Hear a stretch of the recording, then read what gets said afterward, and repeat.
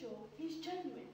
It's like the family Bible nobody opens anymore, since piously turning the pages with a group of friends, they find a dried out bedbook. I decide it's respectable. Sure thing, boss. We could still use dogs for it. They haven't dropped him at City Hall yet. The crash would be too loud. Sitting. Sitting. Almost the hardest, Miss Deary. There are men who can walk, there are men who can stand beside me, and men who can sit. Take a chair at the back of us, Miss Deary, but don't lean against it. Hands on thighs, level with abdomen. Elbows away from the body.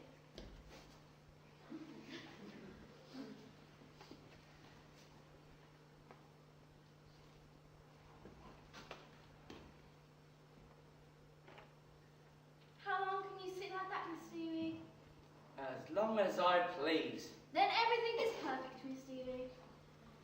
You know, boss, when Dogsborough passes on, the Geary takes place. He plays the popular judge. He plays the funny man and laughs so loud in season that the plaster tumbles from the ceiling. Sometimes, though, he does it out of season, as, for instance, when you step forward as the modest son of the Bronx you really were, and talk about those several determined youngsters.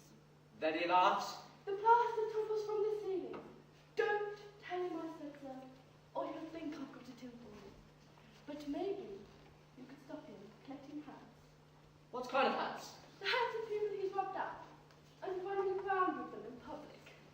It's disgusting. Forget it. I'll never think of muzzling the ox that treads over my corn. I've overlooked the petty foibles of my underlings. Now, to speaking. Speak a speech for me. Shakespeare, nothing else. Julius Caesar, the Roman hero, the ringleader of Caesar's assassins, a model of democracy, very famous. I played Antony in Zenith in 1908. Just what you need, Steve. Friends, Romans, countrymen, lend me your ears. Friends, Romans, countrymen, lend me your ears. Friends, Romans, countrymen, lend me your ears. Friends, Romans, countrymen, lend me your ears. I come to bury Caesar, not to praise him. I've come to bury Caesar, not to praise him. The evil that men do lives after them. The evil that men do lives after them. The good is often interred with their bones. The good is often interred with their bones. So let it be with Caesar. So let it be with Caesar. The noble Brutus says he was ambitious. The noble Brutus says he was ambitious. And if it was so, it was a grievous fault. And if it was so, it was a grievous fault. And grievously hath Caesar answered it. And so here, under leave of Brutus and the rest. For Brutus is an honourable man. So are they all, O honourable men? Come I to speak at Caesar's funeral. He was my friend, faithful and just to me. Yet Brutus says he was ambitious, and yes, he is an honourable man. He hath brought many captives home to Rome, whose ransoms did the general coffers fill. Did this in Caesar seem ambitious? When the poor cried, Caesar hath wept. And ambition should be made of sterner stuff. And Brutus says he was ambitious, but yet he is an honourable man. You all did see him on a lupercal, which I thrice presented him the kingly crown, which thrice he did refuse. Was this ambition? Yet Brutus says he was ambitious, and again, sure, he is an honourable man. I speak not to disprove what Brutus spoke, but to prove what I do know. You all did love him once, not without cause. What cause withholds you to mourn for him?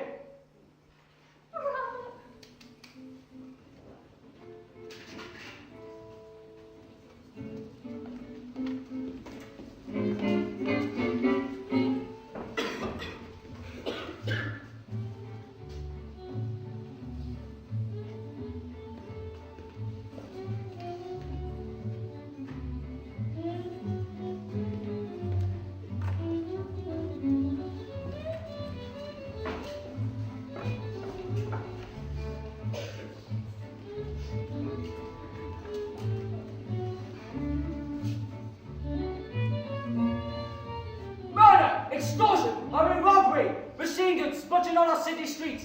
People going about their business, law-abiding citizens on their way to City Hall, murdered in broad daylight. And what, I ask you, do our town fathers do? Nothing! These honourable men are much too busy planning their shady little deals or standing off respectable citizens to think of law enforcement.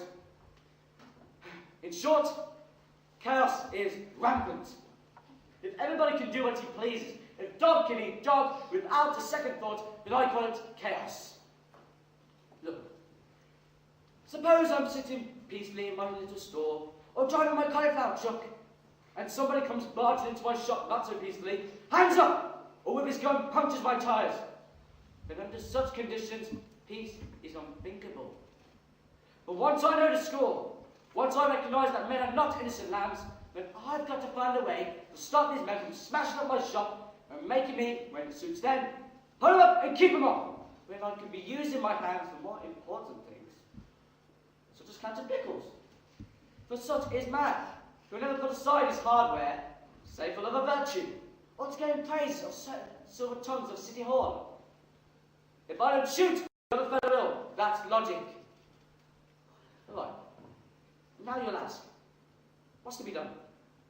I'll tell you, but first get this straight. What you've all been doing so far has been disastrous. Sitting idly at your counters thinking everything's going to be all right, and meanwhile disunity, bickering amongst yourselves.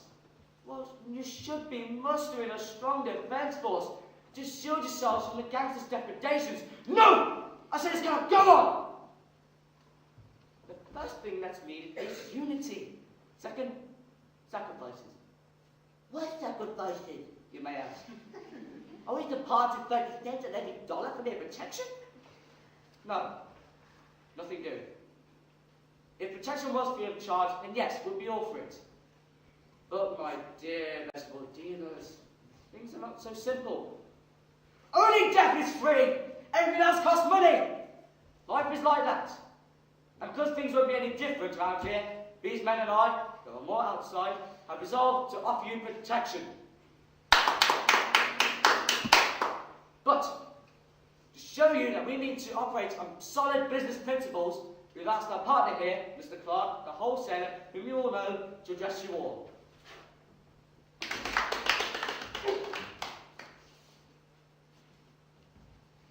Mr. Clark, I welcome you in the name of this assembly.